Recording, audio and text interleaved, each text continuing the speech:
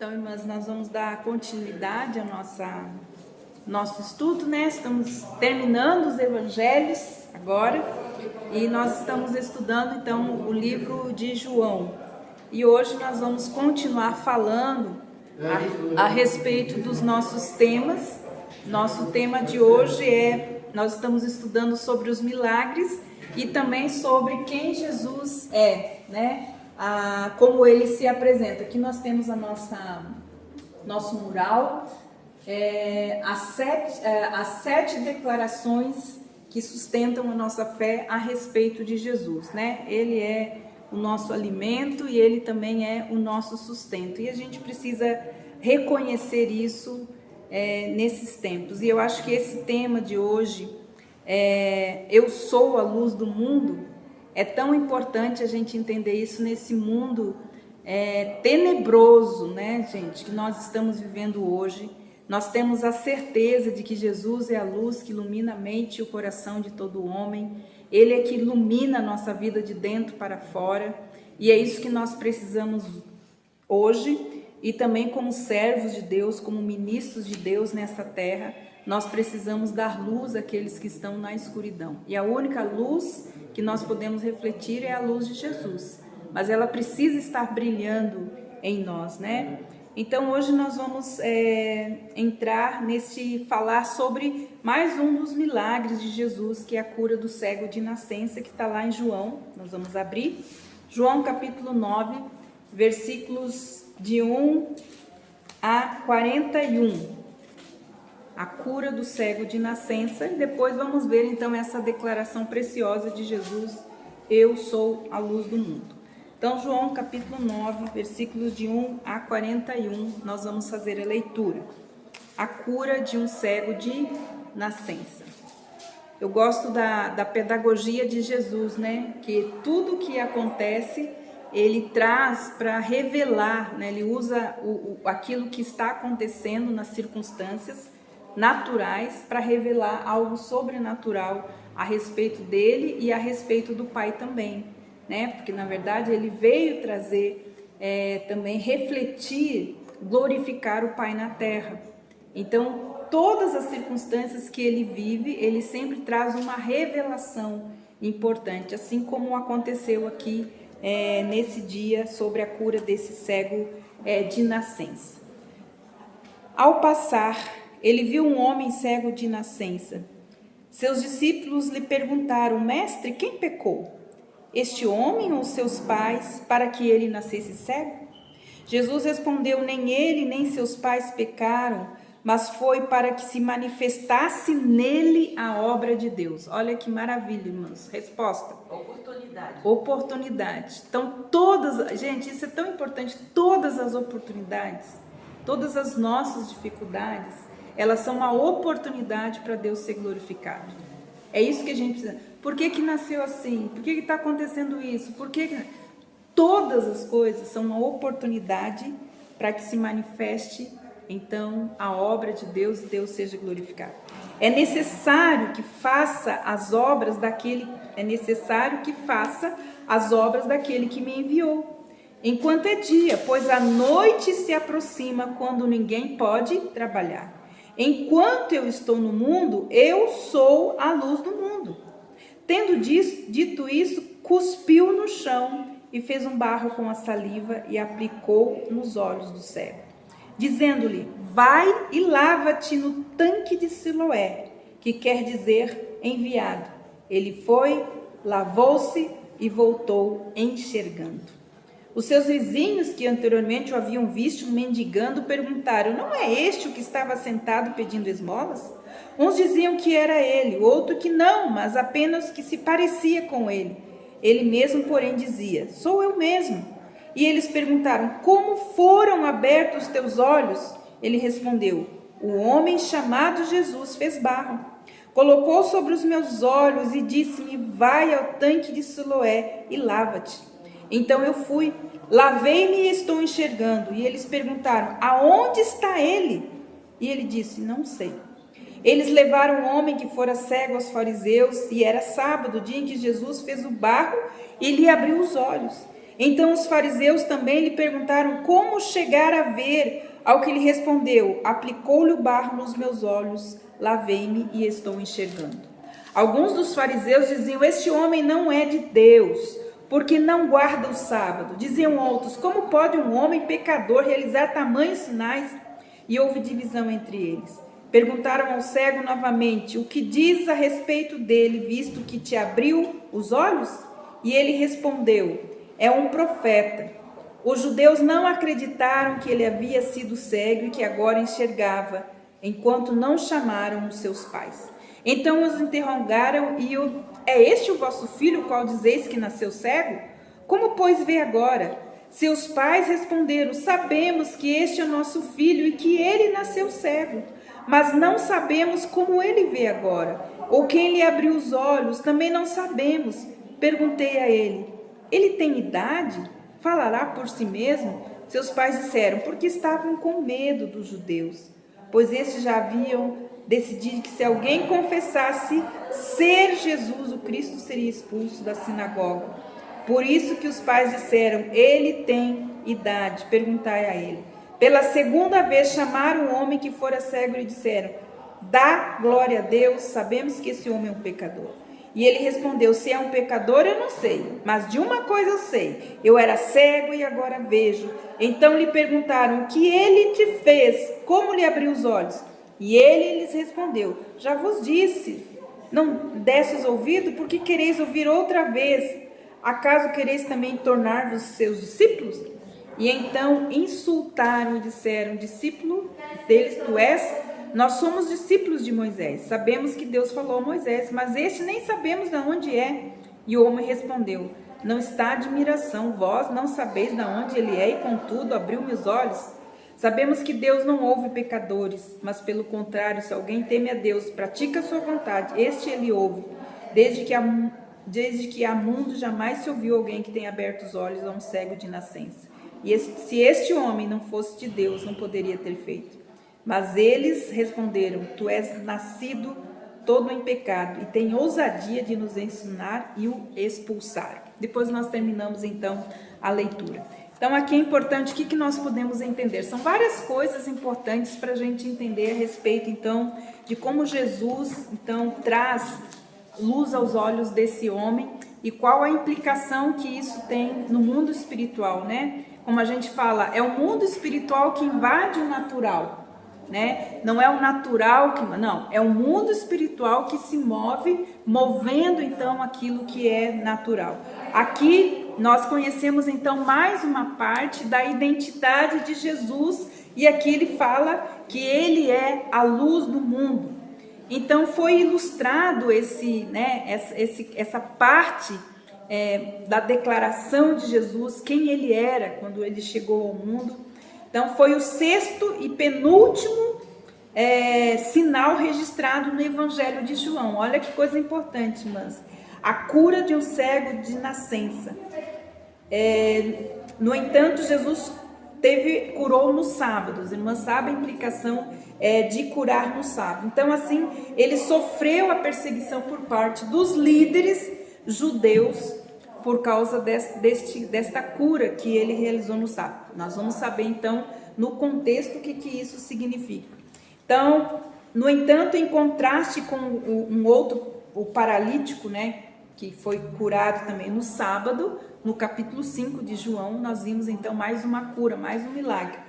Mas foi no capítulo 5, e que não mostrou fé e contou a Jesus as autoridades. Né? Lembra que ele foi curado e Jesus pediu para ele não falar nada, e ele foi e contou para as autoridades. O cego mostrou um outro tipo de desenvolvimento de fé diferente do outro, né? A atitude, o testemunho que ele deu a respeito de Jesus foi diferente daquele homem paralítico que foi curado lá no capítulo 5, que saiu, né, daquele momento que recebeu aquela dádiva e foi lá e então falou para as autoridades a respeito, né? Então o cego mostrou um outro tipo de fé, e ele termina então aqui falando que ele termina adorando ao Senhor Jesus. Tem um momento aqui que ele fala assim: eu não sei quem é, ele era cego, ele só sabe que ele foi curado, mas ele ainda não tinha encontrado. Depois Jesus vai ao encontro dele, se apresenta, né? E aí então ele reconhece aquele que deu a luz, né? Trouxe luz para os seus olhos, e então ele o adora. Então o desenvolvimento da fé e o testemunho desse homem é diferente. Lembra também teve dos leprosos, né? Um só voltou para agradecer, para glorificar a Deus, né?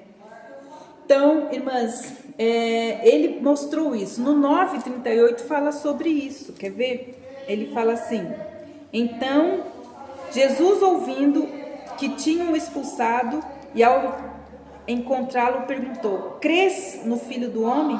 E ele respondeu e disse: Senhor, quem é ele para que eu creia nele? E Jesus lhe disse: já o tendo visto, é aquele que está falando comigo. Então o homem afirmou: Senhor, eu creio, e o adorou. E prosseguiu Jesus: eu vim a este mundo para o julgamento, a fim de que os cegos vejam e os que veem se tornem o quê? Cegos. Olha quantos princípios espirituais importantes. Irmãs, quando a gente fala de luz e trevas, trevas é a ausência de luz.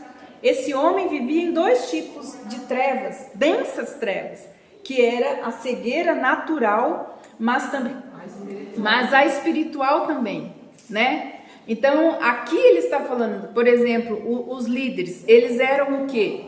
Eles vinham, mas eram cegos espiritualmente.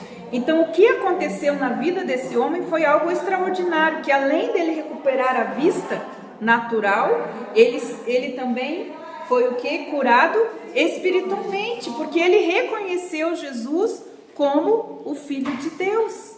Enquanto aqueles homens que enxergavam não reconheceram a autoridade e o poder que Jesus tinha, né? Então, nós precisamos compreender. Então, Jesus condenou os fariseus por causa do quê? Por causa da cegueira espiritual deles. Porque eles viam, mas ao mesmo tempo eram cegos. Então, Jesus falou sobre isso. A pergunta dos discípulos, então, refletia sobre uma suposição habitual no antigo judaísmo, que o sofrimento poderia ser causado por pecados específicos. Então, ele fala isso.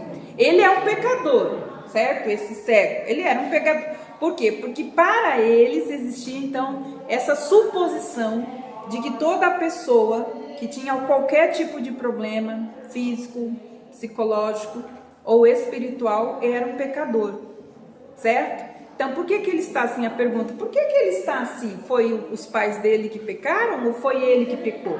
Porque existia essa suposição. Vamos ver Jó 4:7. O que fala lá?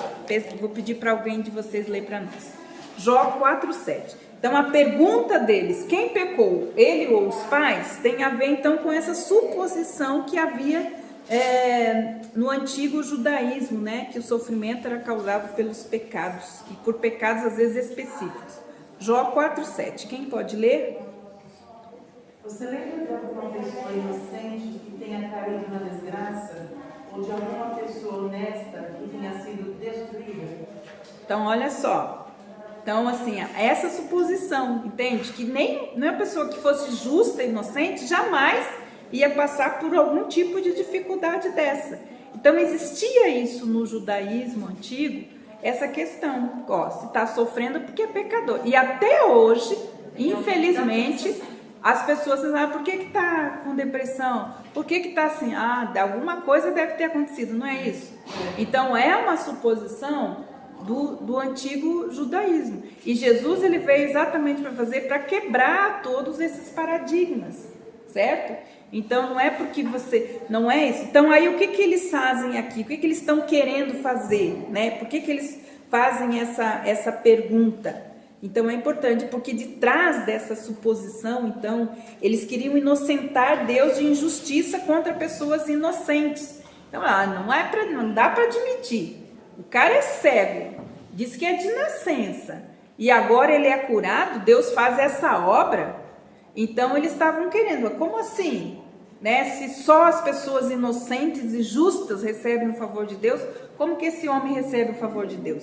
Então, olha, eu acho que eles queriam defender Deus, advogar, né? Não, Deus né? Não faz isso, porque Deus, ele é justo, né? Então, se esse homem não é justo, ele é um pecador, né? Ou os pais dele foram pecadores, como é que ele recebe essa dádiva? Então, eles estavam ali tentando, né, advogar, inocentar, achando, né, Deus não pode ser injusto assim contra as pessoas inocentes. No entanto, então, no Novo Testamento deixa claro, irmãs, olha, isso que é importante. No entanto, no Novo Testamento deixa claro que o sofrimento nem sempre é resultado direto do pecado de uma pessoa. Não está dizendo que muitos sofrimentos são causados pelos pecados das pessoas, certo? Pode ser, como pode não ser, porque nós mesmos afligimos a nossa alma, né, com o pecado, porque a palavra de Deus diz que o pecado gera morte.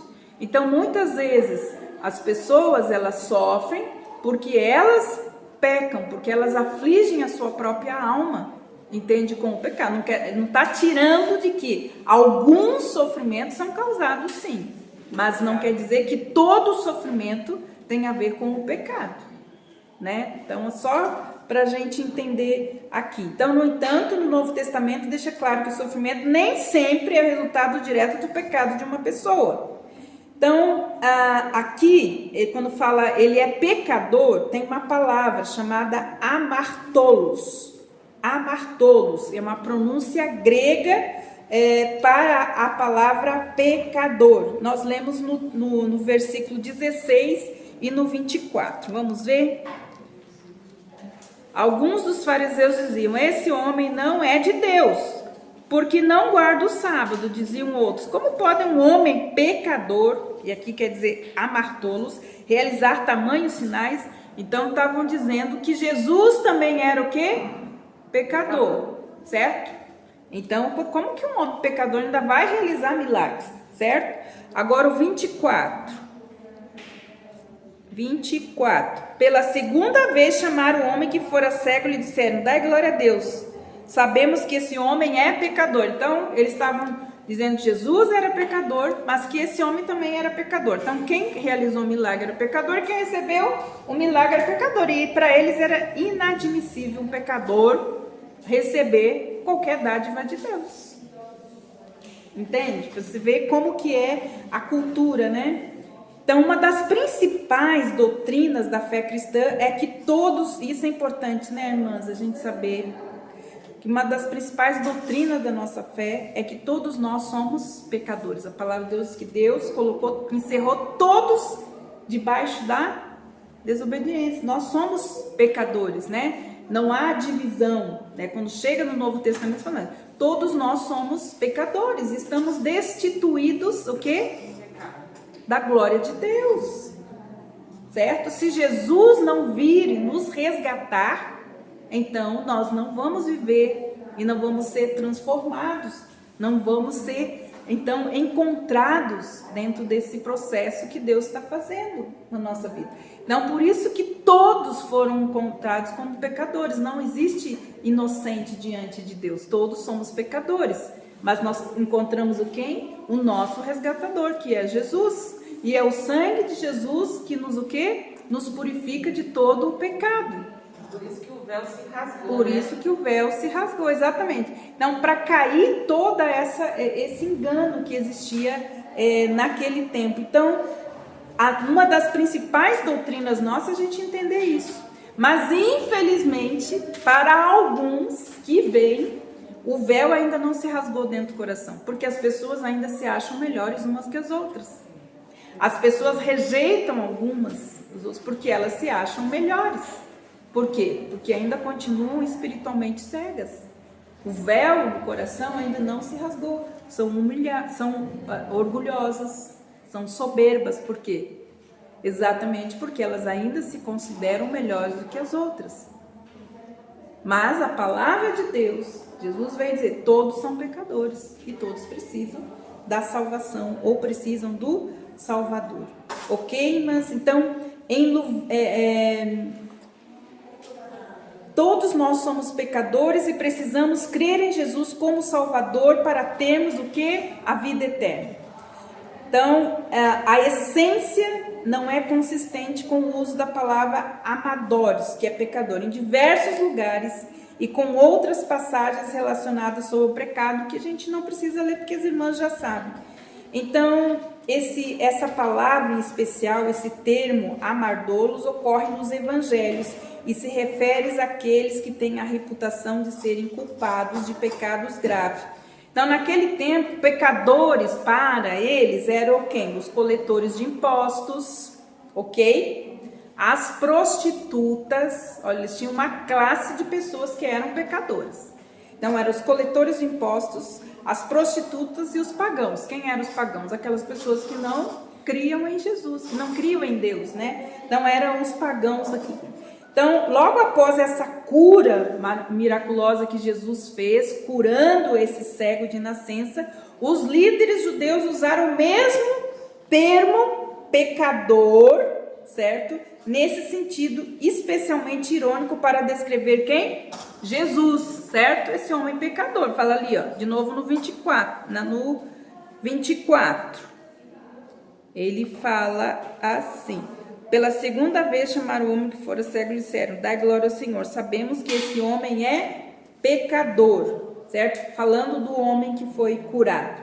Ao fazerem isso, eles esperavam fazer o quê? Enfraquecer o quê? A clara implicação desse milagre de que Jesus era o Messias e impedir que as pessoas o seguissem. Então eles queriam dizer: não, ele é um pecador, igual esse cego aí que ele curou. Ele não é de Deus, ele não está fazendo para a glória de Deus. Então foi exatamente isso que eles estavam fazendo. E que se ele fosse declarado, porque ele já tinha falado: eu sou o quê? A luz do mundo. Então a palavra de Deus diz que o mundo está em trevas, certo? Nós temos lá desde Isaías falando que então o mundo que vivia em densas trevas recebe quem? A luz. Quem é a luz? É Jesus. Então Jesus, quando ele se apresenta bem no início ali como a luz do mundo, ele dá um choque neles, né? Então não devemos especular aqui sobre a causa do sofrimento de uma pessoa, mas compreender que até o mal pode contribuir para a maior glória o quê? De Deus, né? Então a gente lembra disso, lembra de Marta? Marta chega chorando. Foi Marta ou Maria? Chorando, falando, né? Maria? Acho que é Maria, né, que chegou chorando. Falando para Jesus: se você tivesse aqui, meu irmão não teria morrido. O que Jesus fala? Tudo isso é o quê? Para glorificar a Deus, para trazer a glória de Deus, para manifestar a glória de Deus na terra. E, irmãs, isso é um princípio importante. Não importa as circunstâncias que você esteja vivendo, você pode entregar essas circunstâncias. Deus pode trazer o que? Revelar a glória dele. E a glória dele pode ser manifesta e você pode fazer como esse homem fez.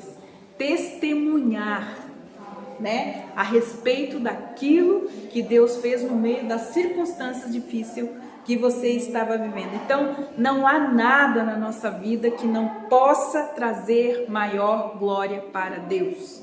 Não há, irmãs. Por isso, nós precisamos testemunhar da fé, né, que nós temos no nome poderoso de Jesus. Então, a ação de Jesus, vamos ver no 9:7. E Jesus dizendo: vai e lava-te no tanque de Siloé, que quer dizer, Siloé quer dizer enviado. Ele foi, lavou-se e voltou o quê? Enxergando. Olha que importante isso, irmãos. Ele foi e voltou enxergando. Eu conheci o tanque de Siloé. Lá, quando fala tanque, era o lugar que naquele tempo eram os lugares de banho, né, irmãs? Onde se tomava banho, era público, né? Aqueles lugares. Então é um lugar bem grande, onde as pessoas iam lá, tomavam banho, essas coisas, né, naqueles tanques. E ele estava perto, né, do tanque de Siloé. E ele então recebe a cura dele. Então Jesus, ao enviar o homem para lavar-se no tanque de Siloé, faz lembrar de quê, irmãs? Também tem um personagem que precisou lavar-se para receber então a cura dele. Quem lembra? Paralítico, né? O paralítico. Quem mais? Naamã também, né? O paralítico, lembra? tanto esperando o anjo passar e agitar as águas. Então, mas ele não se lavou. Porque Jesus chegou antes. E ele não deu para chegar. Mas aqui lembrando, né, que Eliseu enviou Naamã para se lavar aonde? No Rio Jordão. Então, essa é uma lembrança, né? Mas antes Jesus fez o quê? Qual foi a prática de Jesus? Aí é que tá, olha, irmãs, a gente tem que ver os detalhes. Mas antes Jesus umedeceu um pouco da terra com a sua saliva, ok? Então, provavelmente ele cuspiu na terra, certo? Então ele fez isso e em seguida ele amassou aquele barro lá, né? Aquele cuspe lá, amassou para fazer o que? O barro. E ele pega o barro, então, e faz. Então aqui tem uma coisa importante para a gente entender, olha. No 16 assim, alguns dos fariseus diziam, esse homem não é de Deus, porque não guarda o sábado. Então agora olha só, o que esse pequeno gesto de Jesus, para eles é a transgressão, por isso chamam ele de pecador. É uma transgressão no sábado, amassar qualquer coisa, mesmo que seja um pequeno barro. Entende? Porque a lei para eles era, não podia tirar nada. Então o que ele fez no sábado, irmãs? É como se ele tivesse feito o quê? Ele tivesse pegado uma farinha, né? Por analogia que ele estava amassando o quê? O barro. Mas no sábado era proibido até mesmo amassar pão. Para eles amassar aquele barrinho ali já era transgressão. Fazer aquele negocinho ali era uma transgressão. Então olha só. Amassar a farinha e, por analogia, amassar o barro estava entre as 39 tipos de trabalho que era proibido fazer no sábado pela tradição rabínica judaica. Era proibido fazer isso no sábado, seja qualquer coisa com as suas mãos era proibido. Então aquele pequeno gesto de Jesus, entende? Então assim, Jesus poderia ter feito o que, irmãs? Fala assim, fica, né? Veja. Certo? Mas Jesus quis quebrar mesmo, certo? Porque ele é o próprio sábado. Ele é o próprio descanso sabático do povo, certo? Então aquele gesto foi uma provocação, porque entende? Aquele barro não ia curar ele, mas Jesus precisava provocar algo, entende? E ele fez uma provocação.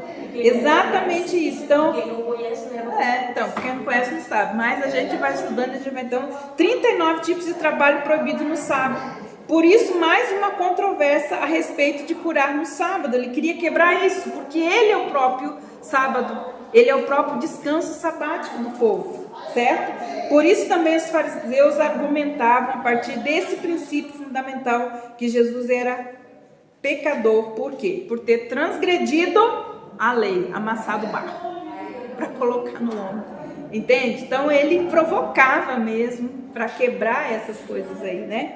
Então a controvérsia dos fariseus, a sua reivindicação era que o homem que foi curado desse glória a Deus e não reconhecesse Jesus como aquele que realizou o milagre. A segunda controvérsia a respeito desse milagre é que para eles Deus não ouve o quê? Pecadores. Lembra? Primeiro ele transgrediu, depois Deus não ouve pecador. Certo? Então, vamos ver Salmo 34:15. Quem pode ler? Depois tem os outros textos aí, irmãs. Estudem em casa, a gente não vai poder ler todos. Só para a gente entender as coisas, né? 34:15, pode ler. Os olhos do Senhor estão sobre os justos, e seus ouvidos atentos ao seu clamor. Sobre os justos, entende? Então tinha essa ideia de que só os justos recebiam o que? O favor de Deus. Pecadores não, mas sim só os justos. Então esse homem não poderia receber esse milagre. E também porque não havia precedente de que alguém abrisse os olhos de um cego de nascença. Mas outra coisa extraordinária, sobrenatural. Ele foi o primeiro homem na humanidade que recebeu o quê? Vista. Ele era cego. Foi o primeiro, não tem nenhum registro no Antigo Testamento. Foi o primeiro registro de alguém que viu de novo, que recebeu a dádiva de ter visão. Então não havia. Então quando ele abriu os olhos, então é confirmada a ausência de qualquer ocorrência antes desse fato, certo? Por isso também chamaram seus pais, por isso que chamaram os pais para testemunhar. Não pode ser, porque até hoje ninguém foi curado de cegueira. Então vamos chamar os pais. Chamaram os pais para confirmarem se realmente ele era cego de nascença. Então o testemunho desse homem que foi curado, o homem se tornou então cada vez mais corajoso, né? Os pais ficaram com medo, porque eles sabiam que eles poderiam ser expulsos da sinagoga se eles confirmassem. Então eles dão né? Não, que ele era cego de nascença, a gente sabe, ele era nosso filho. Mas, agora dizer que foi esse cara que curou ele, a gente não pode dizer. Então eles ficaram com medo de ser expulso. Mas o homem, quanto mais acontecia esses fatos, mais a sua fé crescia. E ele então reconheceu, irmãos, olha, ele reconheceu que em toda a história da humanidade, né, que ele foi o único ou primeiro homem em toda a história da humanidade que nascera cego e recuperar o que é sua vista. Ele não podia compreender como aqueles homens, né, fariseus, que testemunharam esse milagre ainda acharam falta na pessoa que realizou isso. Se, olha, na humanidade toda ninguém recuperou a vista, como vocês podem duvidar de que esse homem, ele é exatamente o que ele diz que é? Se o Senhor Jesus não fosse Deus, nunca poderia realizar um milagre dessa natureza. Então, logo após essa declaração, o que aconteceu com esse homem? Ele foi o quê? Expulso da sinagoga. Essa expressão, expulso do templo, né? O que quer dizer? Só do lugar, do espaço? Não, mais do que isso, irmãs. Este homem, ele foi expulso da religião judaica. Foi banido, né? Foi banido, não é expulso assim, não vai mais aparecer aqui, não. Ele foi expulso da religião judaica. Então, a razão de um homem cego de nascença receber a sua vista no sábado, por não falar mal daquele que realizou o milagre, ele foi o quê? Excomungado. É exatamente. Tem alguns que falam, umas traduções falam excomungado, expulso da religião. Foi só tirado do local. Ok? Então, mas o que acontece? Jesus, quando soube que ele foi excomungado, não foi só expulso do lugar, foi excomungado. Não é mais judeu. Mas Jesus procurou então esse homem num ato de que se eles não o querem, eu o aceito. Isso é tão importante, né, irmãos? Ele foi curado, mas ele também foi recebido em outro lugar, né? Olha que importante isso, irmãos. Quando a palavra de Deus diz que nós somos retirados das trevas para o reino do Filho do seu amor, nós somos recebidos, aceitos no amado. Aqueles que nos rejeitam, apenas nos rejeitam, mas em Cristo Jesus a palavra de Deus diz que nós somos o quê? Aceitos nele. Não importa se os outros pensam, acham da gente, se eles não gostam da gente, se eles rejeitam, isso não importa, importa que eu fui aceita no amado. Isso faz parte da minha identidade, do meu valor. Certo, irmãs? É isso que a gente tem que entender. Eu fui aceita no amado. E é nesse lugar que eu quero estar. Não importa o que os outros pensam ou acham a respeito de mim. Então, os que são desprezados por causa de Jesus não perdem nada, mas ganham uma bênção, uma grande bênção, a sua acolhida e a sua, o quê? Comunhão em Cristo Jesus. Então, veja como o Senhor levou o homem à fé pessoal nele como filho de Deus, porque esse homem nem sabia de quem ele estava. Ele simplesmente chega perto do homem e pergunta: crê tu no Filho de Deus? No qual ele diz: eu creio. Certo? Ele diz: eu creio, Senhor, e o adorou. Então, naquele momento, neste momento, ele não recebeu apenas a vista natural, mas também o quê? Espiritual, exatamente. E mas quantas coisas acontecem dessa forma? Lembra dos 4 amigos que colocaram aquele paralítico lá? Fala, né? O que aconteceu ali? Jesus falou assim, quando eles desceram: teus pecados estão perdoados. Certo? Uma visão. Mas aqueles homens falaram: mas a gente não fez esse trabalho todo para vir aqui para o senhor dizer que os pecados dele estão perdoados. Certo? Por quê? Cegueira espiritual. Porque às vezes as pessoas recebem a cura, mas não são salvos. Quantas pessoas não recebem, não aceitam Jesus? Apenas recebem a cura, mas não querem viver para Ele. E Jesus falou: então, é mais importante você sair daqui o quê? salvo do que ser curado. Quantas pessoas, né? Foi o que aconteceu com meu irmão. Ele foi em Cristo, não foi curado, mas eu tenho certeza que ele está hoje curado diante de Deus, porque ele recebeu Jesus, porque ele estava adorando a Deus, mesmo na enfermidade que ele estava. Entende? Ele não foi curado, mas eu sei que ele está com ele. Entende, irmãs? Muitas vezes nós não seremos curados, mas o mais importante é saber aonde nós estaremos quando tudo isso aqui acabar. Esse que é importante. Mas as pessoas ainda têm medo, porque elas não têm o quê, mas visão espiritual a respeito de quem realmente nós somos. Então, isso que nós precisamos entender, né? Nesse instante, o homem simplesmente depositou a sua fé no Senhor, prostrou e adorou. Agora ele é tanto uma alma salva como um homem curado. Que dia importante era esse na sua vida, ele receber tanta vista física quanto espiritual. Ele não adorou o Senhor até saber que Jesus era o Filho de Deus. Sendo um judeu inteligente, ele não adoraria mero homem, mas logo que ouviu aquele que o curou, que era o Deus Filho, ele o adorou, não pelo que fizera, mas por causa de quem ele era. Então, a pregação do Evangelho tem dois efeitos na nossa vida. Olha só, mas os que admitem que não veem e recebem à vista, e os que insistem em que pode ver perfeitamente sem o Senhor Jesus. Não é assim, mas é exatamente. Existem pessoas que estavam cegas, mas foram curadas espiritualmente. E eu creio que nós estamos dentro, certo? Mas existem pessoas que ainda dizem que tem Jesus, né? Que vêm sem ter Ele. Mas se Ele fala que Ele é a luz do mundo, se Ele não estiver em você, você não tem luz. Você continua nas trevas, cegos espiritualmente. Só Jesus traz luz espiritual para a nossa vida. Só Ele é a luz, né? Então, importante a gente ter. E continua, então, pessoas incorrigíveis em sua cegueira. E para fechar, então, nós vamos falar dessa declaração preciosa de Jesus como a luz do mundo, certo? Então, Romanos capítulo 8, versículos de 12 a 20. Importante, 8, de 12 a 20. João 8, de 12 a 20. Não, João. É João, a declaração, eu sou a luz do mundo. João 8, de 12 a 20. Diz assim, de novo Jesus lhes falava, eu sou a luz do mundo. Quem me segue nunca andará em trevas, mas terá a luz da vida. Olha, gente, Jesus é a luz do mundo e é a luz da vida.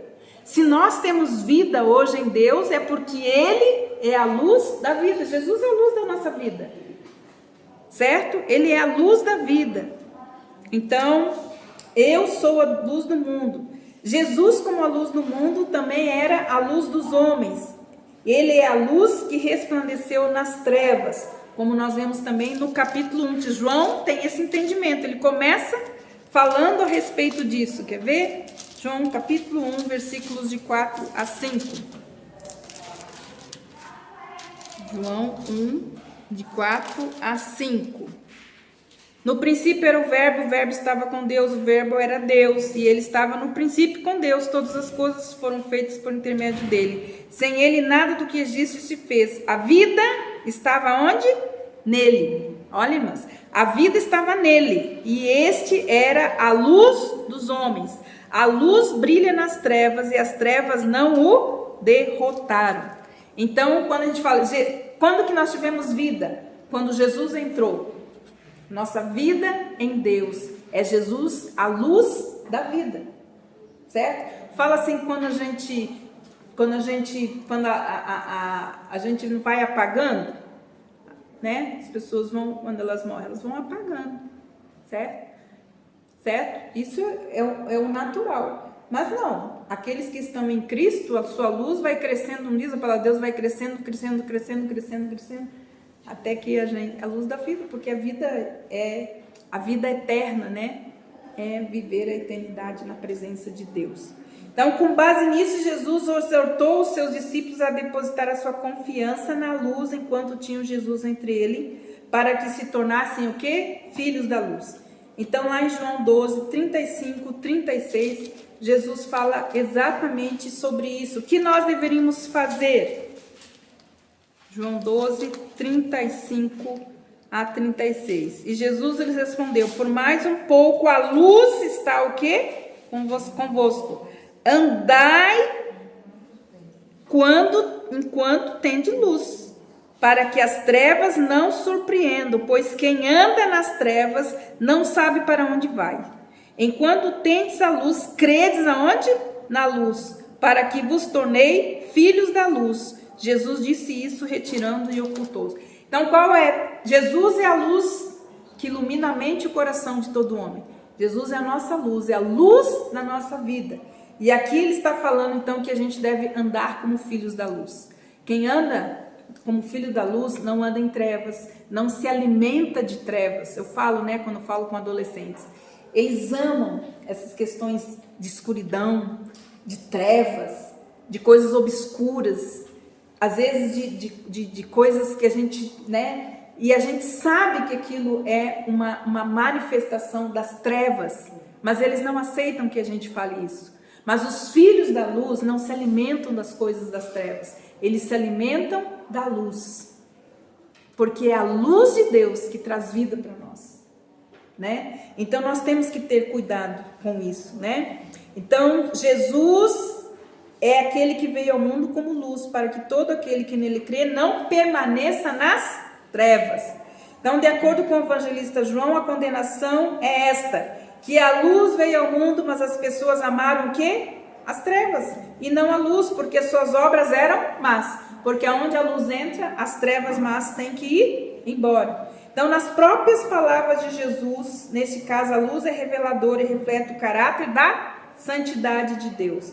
Em outras palavras, a luz se refere à revelação ou à manifestação que Deus faz de si mesmo ao mundo, na encarnação, que é incrível, que aqueles que estão em trevas preferem as trevas, viu, pelo menos até aceitarem a verdade da revelação de Deus em seu Filho, então creram na luz. Importante que Jesus fez essa revelação lá em João 8, porque quando o povo judeu estava subindo, para Jerusalém, porque havia as festas, e uma das festas era a festa dos tabernáculos, e tabernáculo significa festa das luzes. Então, no meio daquela festa, que eles estavam celebrando, lembrando o fogo, que guiou eles no deserto, e também o candelabro de ouro que também iluminava lá o tabernáculo, e aquele candelabro, ele significava Jesus, a luz dos homens. Então eles subiam para festejar o tabernáculo, que era a festa das luzes, certo? Para comemorar isso que Deus tinha feito. E aí ele chega e ele fala por quê? Porque isso aí é algo exterior. Mas ele veio, então, nesse momento dessa festa, para dizer que aquela realidade que era exterior, agora era uma realidade superior. Aquele fogo que iluminava o povo era eu. E aquele candelabro que iluminava o tabernáculo era quem? Era eu. Eu sou a luz do mundo. Então, Cristo, como a luz do mundo, ele deve ser objeto da nossa fé. Ele torna-se a nossa possessão. E hoje ele é a luz que ilumina a minha mente e o meu coração. Jesus é a luz que ilumina a mente e o coração de todo homem. Andemos como filhas da luz, entendendo que hoje, quem é o tabernáculo? Sou eu. Então a luz do mundo veio aonde? Habitar em mim. Certo? E ele tem que estar no lugar mais alto do meu coração, para iluminar, para me dar direção, para me dar compreensão, sabedoria, revelação, entendimento a respeito daquilo que ele tem para a nossa vida como filhas e filhos de Deus. Hoje essa luz, esse candelabro está aqui, no meu coração, iluminando minha vida. Eu tenho direção, porque ele está aqui. Hoje eu não estou nas trevas, nós somos o quê? Filhas da luz. Então esta é a verdadeira realidade. Hoje eu sou o tabernáculo. Hoje eu sou a casa de Deus. Por isso Jesus precisa iluminar nossa mente e nosso coração. Amém, irmãs? Então, isso que é importante a gente entender. Jesus é a luz do mundo. E Ele usa todas as coisas para revelar isso para nós. Então, que Jesus continue iluminando a mente e o coração das irmãs, dando entendimento a respeito daquilo que Ele tem e que Ele quer para a vida das irmãs.